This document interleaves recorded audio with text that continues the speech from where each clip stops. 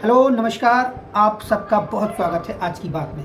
आज हम बात कर रहे हैं एक फ़िल्म के बारे में और वो फ़िल्म है 72 हूरें। जी हाँ, कल 4 तारीख को इस फ़िल्म का टीज़र रिलीज़ किया गया है और फ़िल्म जो कि है रिलीज़ होगी और सिनेमाघरों में दस्तक देगी 7 जुलाई को। फ़िल्म का नाम सुनकर ही आपको अजीबोगरीब लग रहा होगा। जी हाँ, ये फ़िल्म भी उसी कड़ी का एक हिस्सा है जो कि फ़िल्म अभी कुछ दिनों पहले 2 फ़िल्में रिलीज़ हुई हैं और बॉलीवुड की इन दोनों फ़िल्मों ने तहलका मचाया हुआ है। जी हाँ, पहली फ़िल्म आई थी the Kashmir files. The Kashmir files ने सफलता के झंडे गाड़े थे और दूसरी फ़िल्म आई है अभी the Kerala story. The Kerala story भी ज़बरदस्त सफल हो रही है और बताया जाता है कि 30-40 करोड़ में बनी इन फिल्मों ने अपनी लागत से कम 50 गुना अधिक रुपए कमाए हैं। तो सबसे बड़ी खास बात आज हम विस्तृत रूप से इस फिल्म के बारे में चर्चा करेंगे। आखिर फिल्म का कॉन्सेप्ट क्या है? 72 हूरें, जैसा कि नाम से स्पष्ट है, आतंकवाद एक बहुत बड़ा मुद्दा है इस समय, न केवल भारत बल्कि तमाम विश्व के लिए, सारी दुनिया के लिए बहुत बड़ी समस्या है। इस फिल्म में दिखाया गया है केरला स्टोरी के बारे में आपने सुना होगा। केरला स्टोरी में उन 3 बच्चियों की कहानी है जो कि कहीं ना कहीं लव जिहाद के शिकार होती हैं। तो इसमें मुख्य रूप से केरला स्टोरी जो फोकस थी वो फिल्म थी लव जिहाद के ऊपर, जो केरला की स्टोरी है और जिसमें बताया जाता है कि हज़ारों ऐसी पीड़िताएँ हैं जिनको ब्रेन वॉश करके, जिनका लव जिहाद करके उनको विदेशों में झोंक दिया जाता है, ISIS में भेज दिया जाता है। इसके पहले जो फिल्म आई थी द कश्मीर फाइल्स, वो फोकस्ड थी कश्मीर की उस दर्दनाक मंजर पर, उस खौफनाक, बहुत ही कह सकते हैं कि जो सामूहिक नरसंहार हुआ था, जो हिंदुओं के साथ, कश्मीरी पंडितों के साथ जो नरसंहार हुआ था, उसको लेकर फिल्म फोकस थी। और ये फिल्म जो है 72 हूरें, ये फिल्म मुख्य तौर पर फोकस्ड होगी उन युवाओं पर जिनको कहीं ना कहीं 72 हूरों का सपना दिखाकर आतंकवाद की राह में झोंक दिया जाता है। 72 हूरों के बारे में आपने सुना होगा कि जो मुस्लिम युवक आतंकवाद का रास्ता अपनाते हैं उनको ब्रेन वॉश किया जाता है, उनको ट्रेनिंग इस तरीके से दी जाती है, उनकी जो मानसिक अवस्था है, उनकी जो मानसिक कंडीशन है, उसका लाभ उठाकर धार्मिक कट्टरवाद, जैसा कि हम सभी जानते हैं कि मुस्लिम युवाओं में संस्कृति और संस्कार को लेकर उतनी जागरूकता नहीं होती। सरलता, सहजता और थोड़ा उदारपंथ, जो उदारवादी जो स्वभाव होता है हिंदुओं को, कहते हैं वो सहनशील होते हैं। लेकिन मुसलमानों जो युवक हैं, मुस्लिम युवक हैं, उनके अंदर कट्टरता का जो जहर है बचपन से ही भरा जाता है। और ऐसा ही कुछ फिल्म में दिखाया गया है कि कैसे बच्चे जो कुछ न कुछ कट्टर तो पहले से थे ही, और धर्म के जो संप्रदाय के और जो मुस्लिम कट्टरपंथ की जो उनके अंदर की जो भावनाएं थी, धारणाएं थी, उनको बहलाकर फुसलाकर इस दिशा में मोड़ा जाता है ताकि वो दूसरों की जान लेने से भी ना चूकें। तो 72 हूरें एक कॉन्सेप्ट है जो कि बताती हैं कि ये फिल्म, जब फिल्म का टीज़र आया है, तो आप जब इस फिल्म का टीज़र देखें, हालांकि 1 मिनट से भी कम का फिल्म का टीज़र है, उसमें बताया गया है, उसमें एक आवाज़ आती है और वो कहता है कि तुमने जो जिहाद का रास्ता चुना है वो तुमको जन्नत की तरफ ले जाएगा और वहाँ मिलेंगी तुमको कंवारी और अनछुई हुई हूरें। तो आप समझ सकते हैं कि ये जो युवा होते हैं उनका अपना कोई कॉन्सेप्ट नहीं है। क्या 72 हूरों का कॉन्सेप्ट सही हो सकता है? मरने के बाद व्यक्ति कहाँ जाता है, मर जाता है, किस हाल में होता है, भूत बनता है, आत्मा बनता है, प्रेतात्मा बनता है, आज तक किसी को नहीं पता। तो कहने की बात है, हिंदू कॉन्सेप्ट से अलग मुस्लिम पंथ में जो कुरान कहती है उसको लेकर उनकी धारणाएं अलग हो सकती हैं, उनमें आत्मा का कॉन्सेप्ट है या नहीं। लेकिन यहाँ पर ऐसे युवाओं को बहला फुसलाया जाता है कि अगर वो आतंक का रास्ता चुनेंगे, बम फोड़ेंगे, सुसाइड बॉम्बर बनेंगे, कहीं जाकर भीड़ भाड़ में जाकर आत्मघाती हमला करेंगे, कहीं जाकर हम किसी हिंदू जो जनता है, हिंदू जो भीड़ भाड़ है, उसके बीच मंदिरों में जाके फटेंगे और निर्दोषों की हत्या करेंगे, या जो हिंदुओं के लिए जो काफिर शब्द का इस्तेमाल किया जाता है, ऐसे काफिरों को आप मानेंगे तो आपको 72 हूरें मिलेंगी। तो उनको इस तरीके से ट्रेनिंग दी जाती है, उनका ऐसा ब्रेन वॉश किया जाता है कि वो आत्मघाती दस्ता है, सुसाइड बॉम्बर बनने से नहीं चूकते। यही इस फिल्म का सब्जेक्ट है। लेकिन इस फिल्म के टीज़र आने के बाद जाहिर सी बात है कि इस पर एक बार फिर से बवाल मचने वाला है, इसका विरोध होने वाला है। द कश्मीर फाइल्स को लेकर भी कहा गया था और अभी कैलाश खेर को लेकर कहा गया है कि ये फिल्म एक प्रोपेगेंडा है। प्रोपेगेंडा फिल्म नहीं है, जो हकीकत है, जो पिछले कुछ सालों से सारे वैश्विक स्तर पर हो रहा है, भारत में हो रहा है। ये फिल्म की सच्चाई बयां करने वाली एक कहानी है। ये एक कहानी ऐसी है कि जो सच बयां करती है। इसमें प्रोपेगेंडा कहीं भी नहीं है। हाँ, प्रोपेगेंडा बॉलीवुड की उन फिल्मों में ज़रूर था। आप देख सकते हैं सन 70 से 80 के दशक से जो फिल्में बनी और 2010 तक 15 तक अभी तक हालिया जो रिलीज फिल्में होती हैं, जैसे पीके फिल्म के बारे में कहा जाता है, ऐसी तमाम फिल्में आज भी हैं जिनमें प्रोपेगेंडा होता है कि मुस्लिम युवक होते हैं, पठान होते हैं या मुसलमान जो होते हैं कौम के पक्के होते हैं, ईमानदार होते हैं और वो शांति प्रिय कौम है। लेकिन ऐसा नहीं है, जो हकीकत है उससे इतर देखी जाती है। 72 हूरों का जो कॉन्सेप्ट है, इसको लेकर अब आप कहेंगे कि इस तरीके की फिल्मों की बाढ़ क्यों आई हुई है। इस तरीके की फिल्मों की बाढ़ इसलिए आई हुई है, वो एक सब्जेक्ट अलग हो सकता है। सरकार की तरफ से कह सकते हैं कि ऐसे फिल्मकारों को छूट मिली हुई है किस तरीके की फिल्में बनाने के लिए।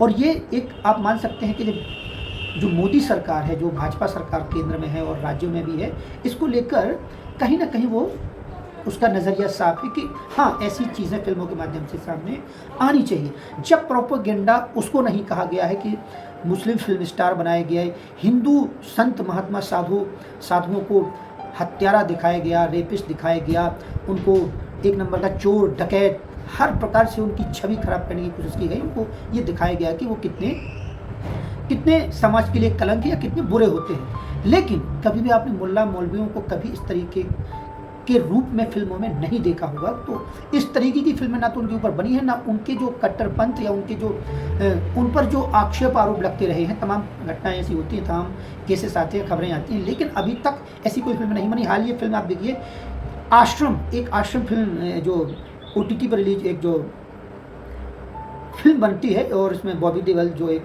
कलाकार उसमें अभिनय करते हैं। तो एक जो आजकल लंबा सिलसिला चलता है इन फिल्मों का और OTT पर रिलीज़ होती हैं, तो उसमें दिखाया गया है कि कैसे आश्रम में अनैतिक कार्य होते हैं और कैसे साधु संत के चेहरे के पीछे भेड़िया किस्म के लोग होते हैं। लेकिन आपने कभी मुल्ले और मौलवियों को लेकर कभी आज तक कोई ऐसी फिल्म नहीं देखी गई। एक बहुत लंबा सब्जेक्ट है, कैसे उनको हीरो दिखाया जाता है, कैसे उनको महान बताया जाता है। तो ये एक प्रोपेगेंडा के तहत पहले जब ये फिल्में बनती रही हैं, हर दूसरी तीसरी फिल्म में प्रोपेगेंडा कुछ ना कुछ होता था। लेकिन जब उसको प्रोपेगेंडा नाम नहीं दिया जा रहा है, तो आज समय ने करवट ली है और कुछ फिल्मकार अब जो महिमा मंडन नहीं हो रहा है, लगातार हिंदू युवाओं को, मुस्लिम कट्टरपंथियों को, आतंकवादियों को आतंकवादी के तौर पे दिखाया जा रहा है। ऐसी फिल्में आ रही हैं हकीकत, जैसे कश्मीर में जो हुआ, केरला में जो हुआ, लव जिहाद के तौर पे जो हो रहा है, कश्मीर में जो नरसंहार हुआ था, वो झूठ नहीं है, वो जो सच है। तो वो जो सच है अब जो दिखाया जा रहा है फिल्मों के माध्यम से, इसको लेकर कुछ लोगों का कहना है कि इससे मुस्लिमों की छवि खराब हो रही है। छवि क्या खराब होगी, छवि तो वैसे से ही खराब है। जो बड़े जो बुद्धिजीवी हैं, बड़े जो समीक्षक हैं, इस तरीके की बात कहते हैं कि मुस्लिम कट्टरपंथ की ओर जा रहे हैं। और जो जाहिर सी बात है, सभी को पता है कि आतंकवाद में लिप्त कौन लोग हैं। ज़्यादातर क्या 99% आतंकवादी जो होते हैं मुस्लिम ही इसमें पकड़े जाते हैं। और ये भारत की समस्या नहीं, पूरी दुनिया की समस्या है। तो अब जब फिल्मों के माध्यम से वो सच सामने आ रहा है, तो उसका विरोध किया जा रहा है, उसको प्रोपेगेंडा बताया जा रहा है। फिल्म के बारे में बता दें कि संजय पूरन सिंह एक डायरेक्टर हैं और हालांकि 2 बार राष्ट्रीय पुरस्कार भी जीत चुके हैं और वो एक फिल्म बना रहे हैं। संजय पूरन सिंह इसके डायरेक्टर, उसके कहते हैं असिस्टेंट प्रोड्यूसर। जो एक और जो निर्देशक हैं वो अशोक पंडित हैं और अशोक पंडित पर भी तमाम आरोप लगते रहते हैं। इन पर भी आरोप लगे हैं कि ये हिंदूवादी कह सकते हैं, कि हिंदूवादी संगठनों से जुड़े हुए हैं, या ये ऐसे फिल्मकार हैं जो कहीं ना कहीं मोदी समर्थक हैं या भाजपा का समर्थन करते हैं। इस तरीके से ये फिल्में बना रहे हैं। ये एक अपना नज़रिया हो सकता है। अगर हम कहें कि जिन फिल्मों में मुल्ला मौलवियों का, आतंकवादियों का महिमा मंडन होता था, तो क्या वो आतंकवादी के जो सरगना थे, चाहे वो ओसामा बिन लादेन हो, ISIS की बात हो, या पाकिस्तान की ISI हो, IS हो, लश्कर-ए-तैयबा हो, अनेक प्रकार के जो संगठन हैं क्या उनसे प्रेरित होते हैं? तो जब वो उनसे प्रेरित नहीं हैं तो फिर इन फिल्मों की सच्चाई को आप कैसे कह सकते हैं कि ये किसी प्रोपेगेंडा के तहत बनाई जा रही हैं? तो आप ज़रूर जाएं सिनेमाघरों में। 7 जुलाई को फिल्म रिलीज होगी। तो सच से पर्दा उठ चुका है, बड़े पैमाने पर फिल्म सफल भी हो रही है और ऐसी फिल्मों को देखने के लिए जनता लगातार उमड़ रही है, थिएटर्स का रुख कर रही है। और मैं एक खबर देख रहा था जिसमें ये तक आया है कि हज़ारों की संख्या में लोग उमड़ते हैं और सिनेमाघरों को यहाँ पर नो टिकट और हाउसफुल के बोर्ड लगाने पड़ते हैं फिल्में को देखने के लिए, ऐसे लोग आते हैं। एक अभी मैं देख ही रहा था उसी खबर में कि करीबन पिछले 11 सालों में, पिछले 2011 के बाद 12 साल करीबन हो चुके हैं और सबसे बड़ी ब्लॉकबस्टर और लागत और कमाई के हिसाब से देखें तो सबसे बड़ी फिल्म द कश्मीर फाइल है। उसके अलावा एक लंबी श्रृंखला है और उसमें एक फिल्म द केरला स्टोरी है। तो केरला स्टोरी भी आगे भी मूव कर रही है और 250 करोड़ कमा चुकी है और आगे भी कमाई करेगी। तो एक छोटे छोटे सब्जेक्ट्स, हालांकि सब्जेक्ट छोटा है, आप कह सकते हैं सब्जेक्ट छोटा नहीं भी है और है भी, लेकिन ये सब्जेक्ट बड़ा तब बन जाता है जब उसको पर्दे पर उतारा जाता है और वो जो सच जिसको हम लोग आज तक दरकिनार करते थे, तवज्जो नहीं देते थे, उसको लेकर के फिल्म बनाई जाती है और वो एक समाज की हकीकत भी है। कट्टरपंथ और आतंकवाद में जो युवा जा रहे हैं, अपने आप को उसमें झोंक रहे हैं, आत्महत्या कर रहे हैं, दूसरों की जानें ले रहे हैं, उसको लेकर इस फिल्म में सच बयां किया गया है। और कहते हैं कि 1100%, 1200% तक फिल्में मुनाफे की ओर जा रही हैं और कमा रही हैं। तो एक ऐसे भी आरोप लग रहे हैं, कुछ जो वामपंथी धड़े के लोग हैं ऐसा भी आरोप लगा रहे हैं कि प्रोपेगेंडा तो है ही और ऐसी फिल्में सफल हो रही हैं, इसीलिए कुछ फिल्मकार जानबूझकर कमाई करने के लिए ऐसी फिल्म बना रहे हैं। अरे क्यों ना करें भाई, अगर कमाई करने के लिए भी ऐसी फिल्म बना रहे हैं, अगर कोई सच परोस रहे हैं, आप मत देखिए। जो देखने जाता है उसको सच मान रहा है तो देख रहा है। एक समय जब वो प्रोपेगेंडा वाली फिल्में बना करती थी जिसमें हीरो दिखाए जाते थे कि कैसे पठान हीरो होते हैं, हालांकि पठानों की सबने हालत देखी है। जब तालिबान का शासन आया था तो कैसे प्लेनों के पंखों पर, प्लेनों के जो कॉकपिट हैं उसमें तक लटकते हुए लोग आ रहे थे। हालांकि वो आ नहीं पाए, वो एक व्यंग का विषय है कि लोग बैठ चुके थे प्लेन में, मानो हम हवा में उड़ते ही एक देश से दूसरे देश पहुंच जाएंगे। तो इस तरीके की हरकत करते थे लोग फिल्मों के माध्यम से। दाऊद इब्राहिम का जो रोल था, दाऊद इब्राहिम की जो काली छाया थी बॉलीवुड पे थी और इस तरीके की फिल्में बनाई जाती थी।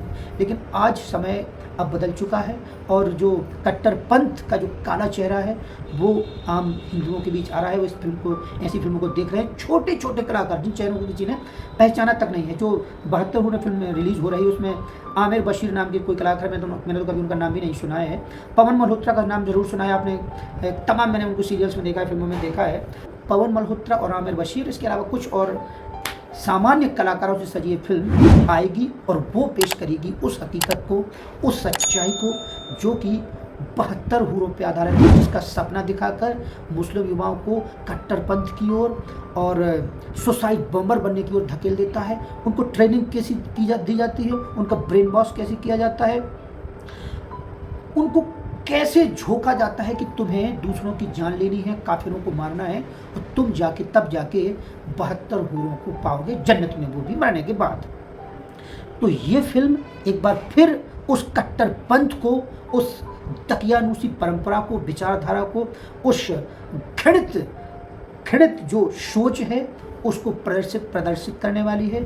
फिल्म के माध्यम से फिर से एक बहुत ही, मैं कह सकता हूँ कि थिएटर में और जो आम जनता की फिर से एक बहुत ही क्रांतिकारी फिल्म आने वाली है। और थिएटरों में ये समझ लेना चाहिए कि विस्फोटक फिर से मामला बनने वाला है 72 हूरों को लेकर। और ये शायद एक इस पब्लिसिटी स्टंट भी हो सकता है कि जब कोई, हालांकि ऐसा होता है, 1 महीने फिल्म का टीजर रिलीज़ किया जाता है, फिल्म के रिलीज के करीबन 15 दिन पहले उसका फिर ट्रेलर रिलीज़ किया जाता है ताकि एक उत्सुकता लोगों में हो। तो ये फिल्म निश्चित तौर पर उत्सुकता जगाएगी, लोग थिएटर की ओर जाएंगे और कश्मीर फाइल्स और द केरला स्टोरी की तरह ही ये फिल्म बम्पर साबित होगी। और फिल्म की जो समीक्षा है, फिल्म आने के बाद हम इसकी व्यापक तौर पर समीक्षा भी करेंगे। और टीज़र, अगर आपने अभी तक टीज़र नहीं देखा तो यूट्यूब पर इसका टीज़र है, टीज़र देखिए और दिलो दिमाग पर ये बोझ डालने की कोशिश कीजिए कि कैसे एक विचारधारा किसी को हथियार बनाने पर मजबूर कर देती है। 7 जुलाई का इंतजार करें और फिल्म को ज़रूर देखें। ऐसी ही खबरों के साथ, ऐसे ही विश्लेषण के साथ हमारे साथ जुड़े रहें। नमस्कार।